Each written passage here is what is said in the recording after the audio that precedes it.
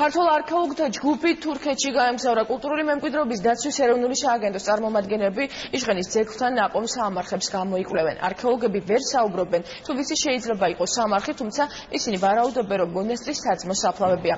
იჟღენთან აღმოჩენილ საფლავებში მონეტები და სხვადასხვა ნივთი იპოვეს, რომლებიც გადატანილია მუზეუმში.